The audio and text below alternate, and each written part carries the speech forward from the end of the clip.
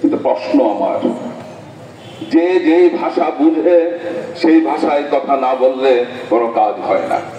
সুন্দরবনে বেড়াতে গেলাম, একটি বাঘ এসে আমাকে আক্রমণ করলো। আমি তাকে বললাম, তুমি অন্যায়ভাবে আমাকে মেরো না। বাঘ শুনবে না। সুতরাং এই মুহূর্তে যে প্রতিবাদ হচ্ছে আমি তার প্রতি সমর্থন জানাচ্ছি, কিন্তু একই সাথে আমি বলতে চাই, সৈন্যবাহিনী গঠন করুন। সারা বিশ্বের প্রতিবাদী যারা দেশগুলো রয়েছে সেখান থেকে একটি সৈন্যবাহিনী গঠন করুন। বাংলাদেশ থেকে যদি সৈন্যবাহিনী পাঠাতে হয়, আমি জানি লক্ষ লক্ষ মানুষ সেই সেনাবাহিনীতে যোগদান করবে।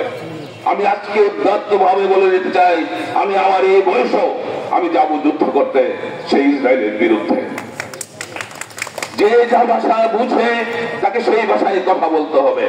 ইসরায়েলের আশেপাশে যে সমস্ত দেশগুলো রয়েছে, আমি বলতে চাই না তারা মুসলিম কান্ট্রি, কারণ তারা সেই ডেফিনিশন হারিয়েছে। তারা সবাই মিলে যদি ইসরায়েলকে আক্রমণ করে, এই ইসরায়েলের বর্বরতা এক নিমেষেই বন্ধ হয়ে যাবে। আমাদের যে সমস্ত দেশগুলোতে পারমাণবিক অস্ত্র রয়েছে, সময় এসেছে চিন্তা করার, সেই অস্ত্র ব্যবহার করা হবে কিনা। আমি উদাত্ত ভাবে বলতে চাই, ওই মানববন্ধন এবং প্রতিবাদ দিয়ে কোনো কাজ হবে না।